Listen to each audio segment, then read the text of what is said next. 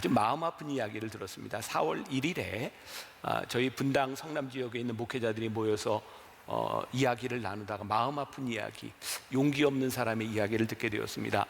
이 코로나 때문에 너무 힘든 시간을 지나가고 있던 어떤 목사님이 목회를 그만두기로 결정을 했답니다. 그리고 그분이 정말 안타까운 것은, 너무 심각하게는 듣지 마세요. 너무나 안타까운 것은 목회를 그만두는데 이분이 절로 들어갔다는 거예요. 근데 그 절이 만우절이었대요. 자, 여러분들 마음과 얼굴을 좀 풀고, 저도 그 얘기 듣고 깜짝 놀랐어요. 만우절에 그 얘기 듣고. 자, 우리 용기 잃지 말고 우리들이 용기를 가지고 끝까지 이 시간들을 좀 견뎌냈으면 좋겠고, 이제 온유에 대한 이야기를 하려고 합니다. 온유가 성령의 열매라고 기록이 되어 있어요. 여러분들, 온유하지 못한 것을 성령의 도우심으로 우리들이 이길 수 있기 때문에 온유는 성령의 열매라고 말을 합니다. 여러분, 온유라고 하는 단어를 생각할 때 반대적인 개념으로 어떤 것이 있을까요? 분노, 불평, 시기, 비방, 성급함, 이런 말들이죠.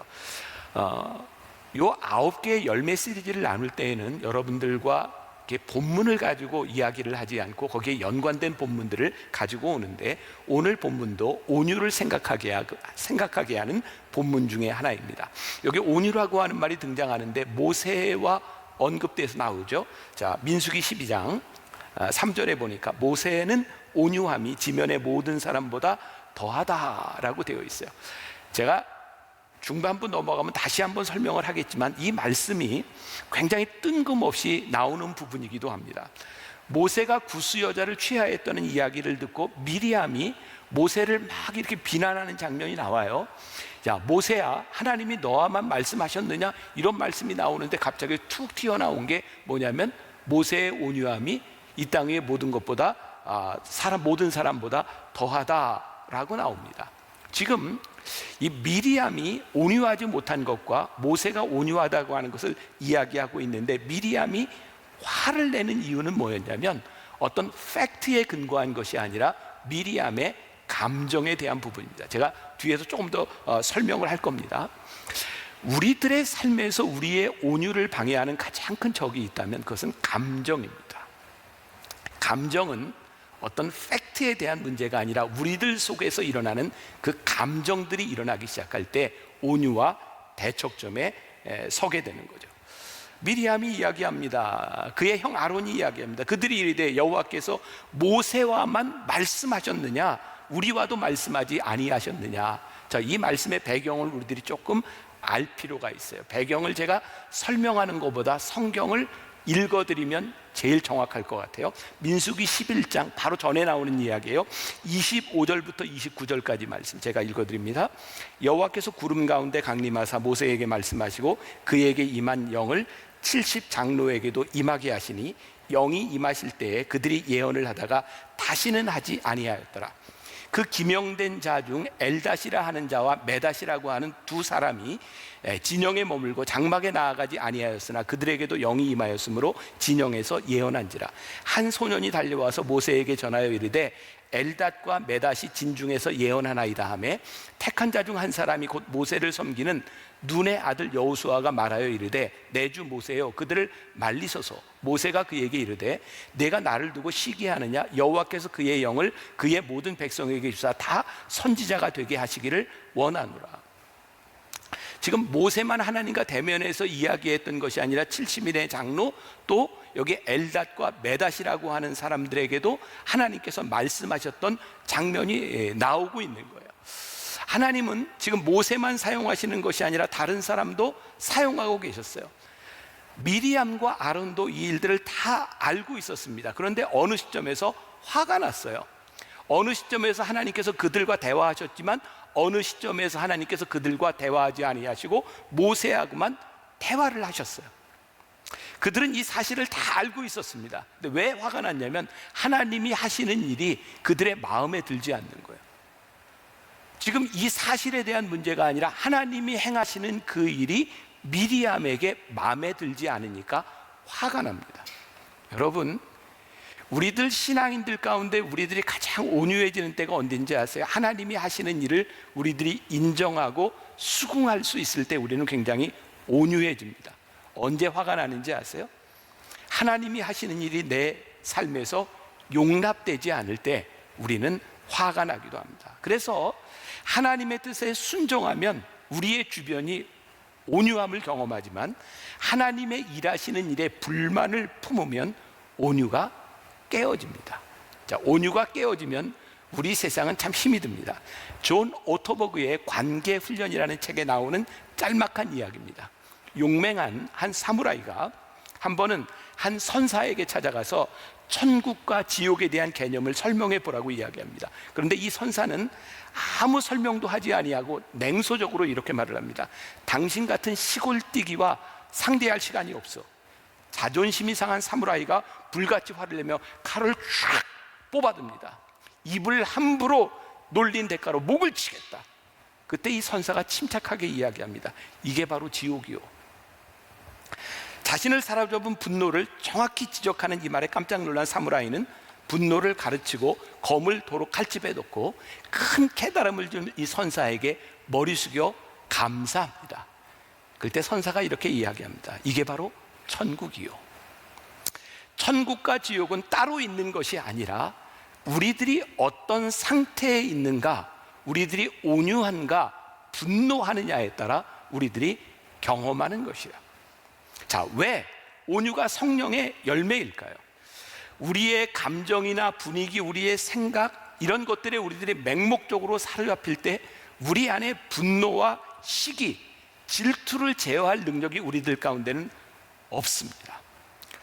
제가 이 성령의 9가지 열매를 여러분들과 함께 나누면서, 또 제가 오랜 동안 설교를 하면서, 또 지난 몇 주 동안은 우리 변화산 기도의 말씀을 이렇게 녹화했던 것을 새벽마다 쭉 들으면서 제가 깨닫게 된 게 있어요.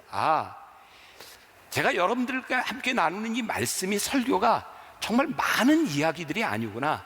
제가 보니까 늘 한 이야기 또 하고 한 이야기 또 하고 예화가 조금 달라지고 성경 본문이 달라질 뿐이지 제가 계속 한 이야기를 또 하고 있더라고요.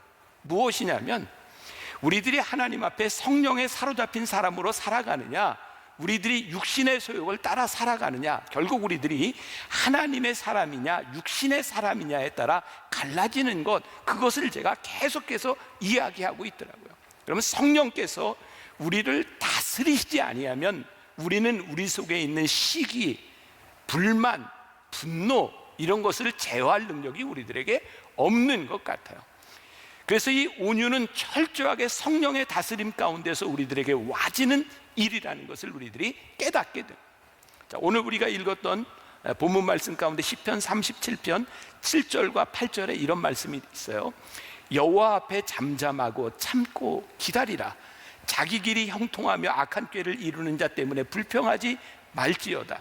분을 그치고 노를 버리며 불평하지 말라. 오히려 악을 만들 뿐이니라. 보니까 이 시편 기자의 이 신앙의 삶 가운데 어떤 일들이 일어나고 있어요. 그 주변에 자기를 분노하게 하는 일들, 불평할 만한 일들이 계속해서 일어나고 있다는. 생각해 보니까 우리들의 환경, 우리들 주변에는 우리를 화나게 하는 일들이 참 많은 것 같습니다. 언제 우리가 화가 날까요? 우리들이 원하는 일이 잘 안 되고 우리들의 제어가 잘 안 되는 것들이 화가 나는 거죠. 오래전입니다. 그 TV 프로그램 중에 PD 수첩이라고 하는 것이 있었는데 제가 그 PD 수첩을 보면서 화가 났던 적이 있어요. 어떤 내용이었냐면 어떤 한 전도사가 스토킹을 했어요. 여자 청년을. 잘못한 겁니다. 그런데 한 남자라고 하는 개인의 포커스를 맞춘 것이 아니라 계속 전도사라고 이야기를 하면서 이 방송이 몰고 가는 뉘앙스는 뭐냐면 목회자 전반에 대한 비윤리성, 이런 것에 대한 이야기를 하고 있는 거예요. 방송을 보는데요, 정말 화가 나더라고요. 아니, 신문기자 한 사람이 일탈을 하거나 의사 하나가 일탈을 하면 그 직종에 있는 모든 사람들이 잘못된 게 아니라 개인에 대한 문제인데 왜 한 전도사에 대한 문제를 가지고 전체 교회를 이야기하는가? 막 화가 나는 거예요. 내가 저기에 무슨 글이라도 하나 써보내야 되나? 막 화가 나는 거예요. 근데 그때 이 말씀이 제 속에 들어왔어요. 내 속에서 분노가 나고 내 속에서 화가 날 때 내가 할 수 있는 일을 화를 내는 것이 아니라 잠깐 멈추어 서서 나를 바라보는 것, 이것이 우리들에게 정말 중요한 일이구나. 자, 지금 동일한 현상들이 벌어지고 있죠. 코로나 때문에, 이 전염병 때문에 지금 제일 마음 아픈 사람들이 저는 크리스찬이라고 생각하거든요. 우리 너무 화나지 않습니까? 교회에 계속 사회적 거리를 이렇게 이야기하면서 교회를 계속 비난하고, 저희 교회에도 지난주에 누가 이렇게 물어보고 감시하고 갔다는 이야기를 듣고, 어떤 교회에서는 그 공무원이 들어와서 목사님이 이렇게 온라인으로 설교를 하고 있는데 앞에까지 와서 막 적고 자로 제구하는데 그 목사님이 설교하다 너무 화가 났대요. 지금 우리 크리스찬들 속에 이런 분노가 있습니다. 그렇죠. 우리들 쉽게 이렇게 이야기하죠. 아니, 클럽에도 사람이 많이 모이고 마트에도 사람이 많이 모이고, 지난주에 저기 여의도에 그 문을 닫기 전에 여의도 공원에 제가 시 관계자한테 들은 얘기예요. 그 주일에 100만 명이 왔다 갔다고 하는데, 그렇게 사람들이 많이 모이는 걸 놔두고 교회에 모이는 것, 이거 지금 잘 지키고 있는데, 우리 목회자들 오늘 특송하는데 그런 자막 나갔죠. 사회적 거리 2m를 유지하고 서서 이렇게 착하게 찬양하고 있는데 우리는 계속 비난을 받는 거예요. 화가 나는 거예요. 그런데 하나님께서 이렇게 깨닫게 하신 것이 뭐냐면, 네가 그 화 가운데서 화를 내는 것이 아니라 지금 이 상황 가운데서 하나님께서 나에게 보게 하시는 것, 그것을 잠시 멈추어서 보라는 거예요. 저에게 깨닫게 된 게 뭐였냐면, 그 전도사에 대한 비난을 할 때 내가 화가 나는 일이지만 왜 사회에서 교회가 이렇게까지 비난을 받아야 되며, 이 코로나 전염병으로 인하여 온 나라가 힘든데 왜 우리 그리스도인들은, 교회는 사람들에게 이렇게 표적이 되어버렸는가? 화내는 것보다 더 중요한 것이 하나님께서 우리의 내면을 보게 하시는 거예요. 이 코로나 사태가 일어나기 전에 교회가 사람들에게 어떤 모습이었으며 우리의 신앙이 어떠했으며 하나님 앞에 우리들이 어떻게 살아갔는가, 하나님 앞에서 우리를 바라볼 때에 우리들이 어떻게 해야 될지 올바른 삶들이 나오게 될 터인데, 저는요, 가장 큰 능력이 우리들 주변에 일어나는 일, 상황들, 우리들의 주변에 일어나는 일 가운데서 여호와 하나님을 바라보는 것이 우리들에게 가장 큰 능력이라고 생각해요. 목회자인 저에게 제가 늘 경험하는 거죠. 교인들은 목회자가 10번, 20번 잘했던 것을 기억하는 것보다 한 번 잘못한 것을 아주 강하게 기억하는 것. 제가 그래서 우리 목회자들에게, 후배 목회자들에게 그런 얘기를 종종 합니다. 화내지 말라고. 화내면 지금까지 잘 참고 지금까지 잘 해왔던 것을 한순간에 다 잃어버리는 것이라고. 우리들이 온유의 성품이 우리들에게 들어올 수 있을 때 이 온유가 우리들에게 주는 유익이 얼마나 큰 일인지 몰라요. 자, 온유하면 생각나는 부분이, 예수님이 온유에 대해 말씀하셨죠. 마태복음 11장 29절, 나는 마음이 온유하고 겸손하니 나의 멍에를 메고 내게 배우라. 그리하면 너희 마음이 쉼을 얻으리라. 예수님 당신 스스로가 나 온유하다 이렇게 말씀했어요. 이 부분에 대해서 우리는 굉장히 많이 들었던 내용이 있습니다. 근데 예수님의 온유는 단순히 우리들이 생각하는 그런 온유한 부들부들함 이런 것이 아니라, 예수님은 제자들에게 사탄아 내 뒤로 물러가라고도 말씀하셨고, 성전에서 물건 파는 자들, 장사하는 사람들에게 채찍을 휘두르기도 하셨고, 그런데 예수님은 이 모든 모습을 포함해서 예수님은 나는 온유하다라고 말씀하셨어요. 그래서 신학자들이 이렇게 표현하는 것 중에 하나는, 예수님께서 분노하셨던 그 모습을 왜 우리들이 온유라고 이야기하냐면, 그것은 예수님의 감정에서 폭발한 온유가 아니라 거룩한 분노였기 때문이라는 거죠. 거룩한 분노가 뭐예요? 우리들이 화를 내는데, 우리들이 분노하는데 그 분노함 가운데서 하나님의 거룩하심이 나타난다면 그것은 거룩한 분노이지만, 우리의 분노함 가운데서 우리의 성질이 나타나고 있다면 그것은 온유함이 아니라 그저 분노일 뿐인 거죠. 온유라고 하는 말을 헬라어로 이렇게 말을 합니다. 프라우테스. 잃어버려도 괜찮아, 잊어버려도 괜찮아요. 이 프라우테스라고 하는 말은 무슨 말이냐면, 고대 근동 지방에서 사나운 짐승들을 길들일 때, 가축을 키울 때 이들의 성질을 완전히 길들이는 것, 잘 다스려지는 것, 이 야생동물이 키울 수 있는 것으로 길들여지는 상태, 이것을 온유라고 말하고 있어요. 온유함은 철저하게 주인을 위해 길들여진 성품.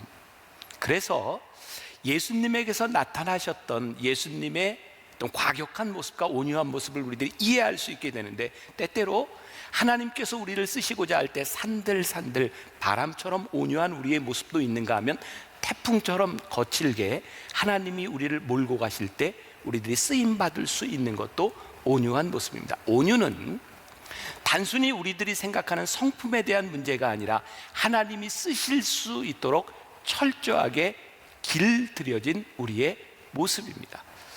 제가 가끔 아주 흥미롭게 보는 프로그램이 하나 있습니다. 개는 훌륭하다.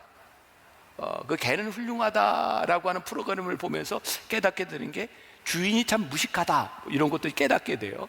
근데 개를 이렇게 잘 훈련시키는데, 전문가가 와서 훈련시키는데, 전문가가 와서 딱 훈련을 시키니까 주인과 함께 지날 수 있는 애완견이 되더라고요. 그런데 그것이, 그 개는 훌륭하다 그 훈련시키는 조련사가 가끔 이런 얘기를 합니다. 인내가 필요합니다. 견디는 시간이 필요합니다.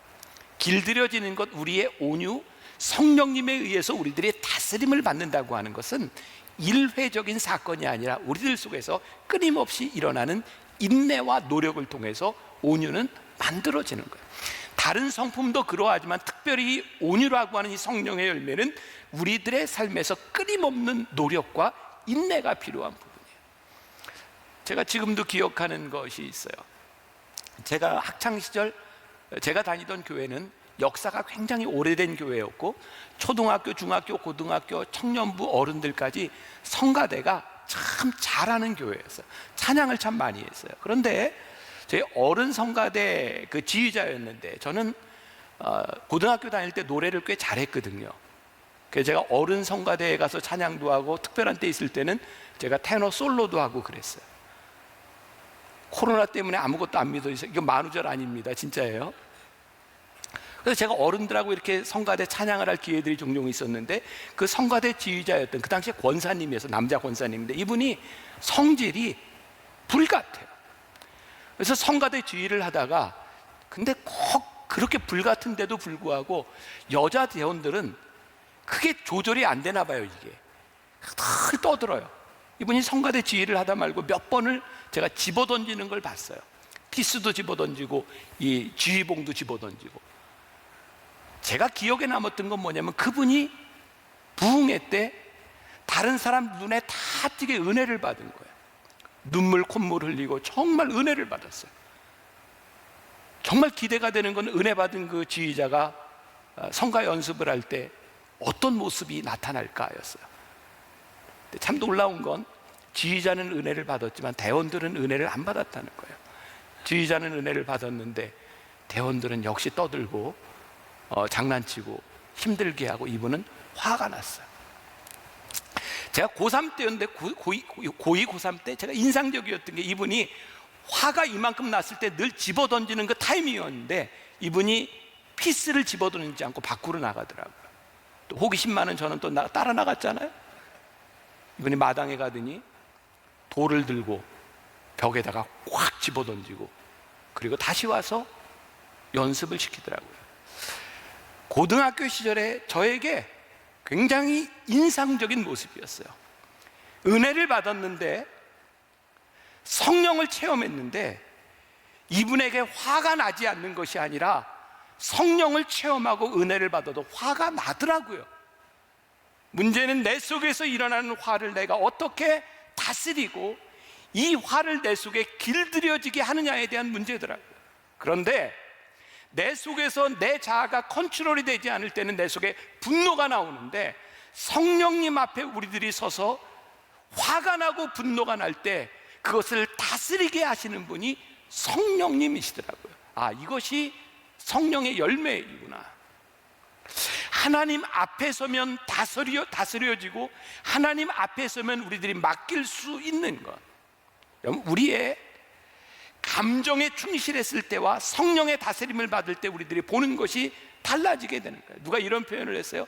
창문을 보는 것과 창문을 통해 보는 것은 다르다고요. 여러분, 창문을 보면 창에 낀 더러운 것, 창에 낀 얼룩들이 보입니다. 그런데 창문을 통해 보면 얼룩이 보이는 것이 아니라 창문을 통해 보이는 사물을 보게 되어 있는 거예요. 우리들의 감정으로 보면 우리들의 화가 다스려지지 않습니다. 그런데 성령님을 통해 우리들의 감정이 나타나기 시작할 때 그때 다스려지는 거죠. 누가복음 10장에 마리아와 마르다에 대한 이야기가 있어요. 여러분 잘 아시죠? 예수님께서 말씀을 전하실 때 마르다는 열심히 음식을 준비하고 있는데 마리아는 예수님의 발 앞에 앉아서 이렇게 말씀을 듣고 있었어요. 마르다가 음식을 준비하다 화가 났죠. 왜 나는 음식을 준비하고 저 여자는 저렇게 말씀을 듣는 거야?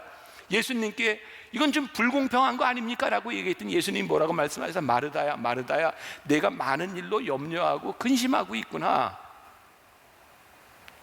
지금 마르다의 마음 가운데 뭔가 다른 게 있다는 거예요. 누가복음 12장에 예수님께 재산에 대한 문제를 가지고 다툼을 하던 형제들이 와서 이거 재산을 어떻게 나누는 게 좋겠습니까? 라고 이야기할 때 예수님께서 이렇게 말씀합니다. 삼가 모든 탐심을 물리쳐라. 얘들아, 이것은 공평과 정의에 대한 문제가 아니고 지금 예수님 앞에 말씀을 듣고 나는 일하고 이런 문제가 아니라 너희들 속에 탐욕이 있고 너희들 속에 다스려지지 않는 감정에 대한 문제가 있구나. 예수님께서 우리들에게 무엇을 보시도록 하시냐면 우리의 감정에 대한 문제가 아니라 그것보다 더 중요한 문제가 있다고 하는 것을 우리들에게 보게 하시는 거예요. 요한복음 14장 26절에 예수님께서 성령에 대해서 말씀하십니다. 보혜사 곧 아버지께서 내 이름으로 보내실 성령, 그가 너희에게 모든 것을 가르치고 내가 너희에게 말한 모든 것을 생각나게 하시리라. 성령님이 우리들에게 들어오실 때 성령님께서 우리들에게 생각나게 하시고 우리들에게 가르쳐 주실 것이라고 말씀하고 있어요. 자, 다시 오늘 본문에 읽었던 민수기 12장으로 돌아보겠습니다. 자, 미리암과 아론이 모세에 대해서 막 비난을 합니다. 뭘 가지고 비난을 하냐면 구스 여자하고 결혼했다는 거예요. 구스 여자는 지금의 에티오피아입니다. 물론 이 문제만 가지고 미리암과 아론이 모세를 비난했다면 상당히 괜찮은 겁니다. 정당성이 있어요. 너 왜 이방인 여자하고 결혼했냐? 그런데 결혼은 결혼이고 비방하는 것이 어떤 것을 비방하냐면 여호와께서 너와만 말씀하셨냐? 지금 결혼에 대한 문제를 비방하다가 여호와께서 너하고만 말씀하셨냐? 지금 이런 이야기를 하고 있거든요. 문맥을 통해서 한번 생각을 해보세요. 이게 지금 어떤 상황인가? 미리암과 아론이 화가 났던 것은 무엇이냐면 사실 지금 모세가 이방 여인과 결혼했다고 하는 그 사실에도 화가 났지만 진짜 화가 난 것은 뭐냐면 하나님이 모세에만 이야기하고 계시다는 거예요. 어떤 상황이었어요? 미리암은 여걸입니다. 홍해를 건넜을 때 출애굽했을 때 미리암이 지었던 그 시가 얼마나 놀라운 시인지 몰라요. 많은 사람들이 미리암을 따랐어요. 그런데 어느 시점에서부터 모세가 걸출한 지도자로 아론과 미리암은 별로 이렇게 나타나지 않고 모세가 우뚝 선 지도자로 쓰임을 받기 시작합니다. 분노가 생겼고 시기심이 생겼던 것 같아요.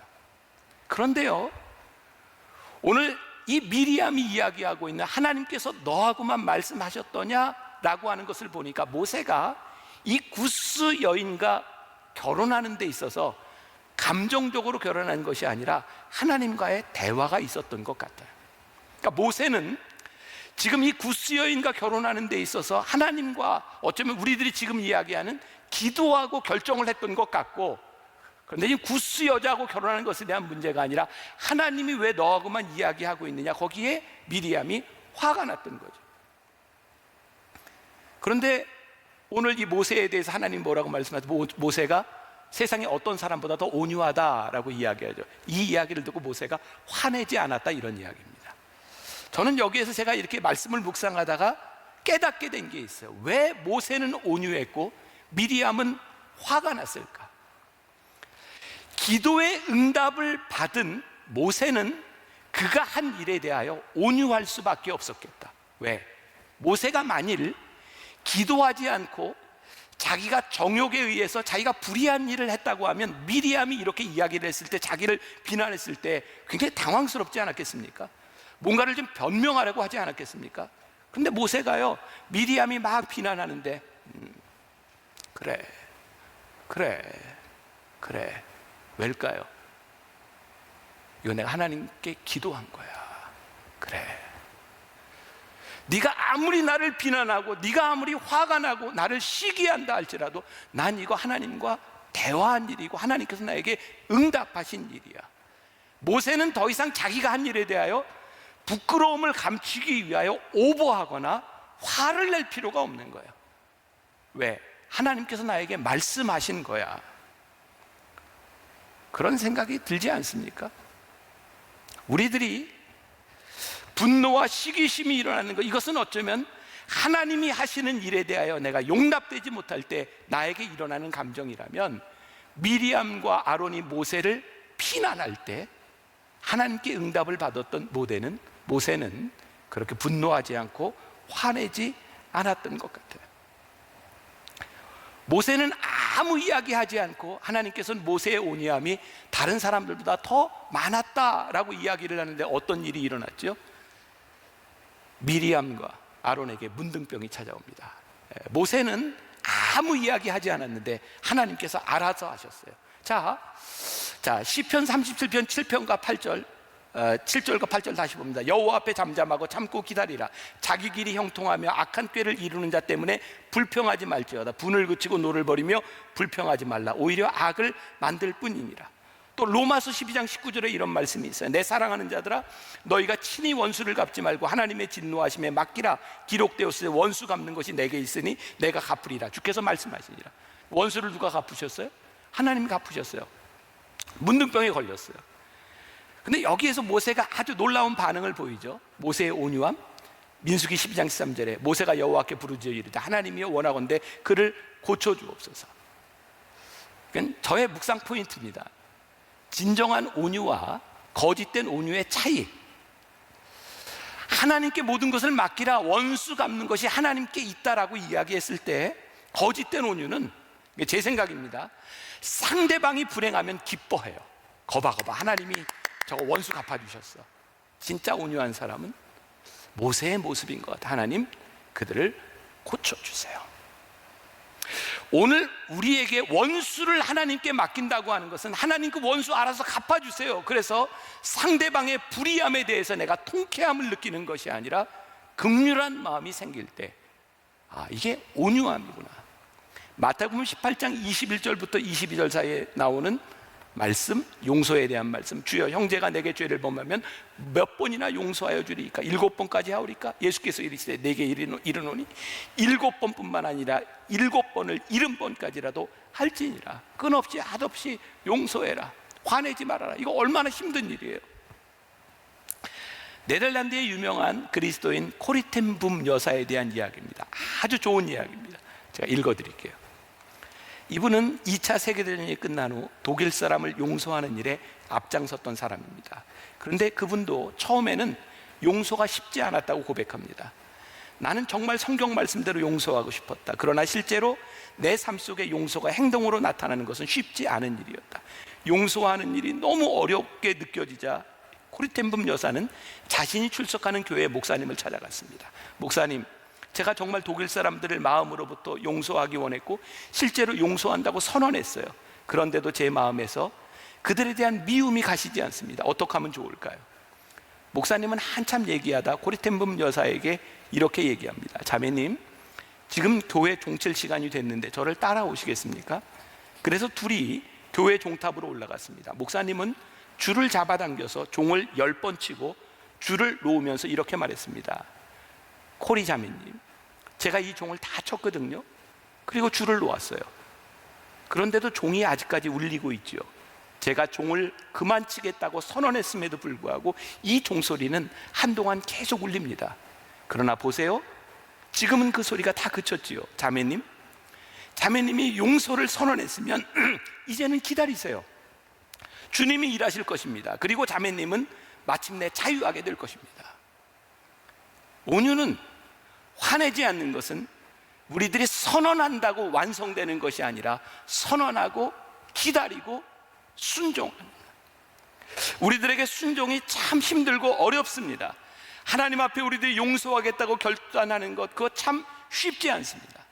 온유한 자에게 주시는 축복 기억하세요. 온유한 자는 복이 있나니 그들이 땅을 기업으로 받을 것입니다.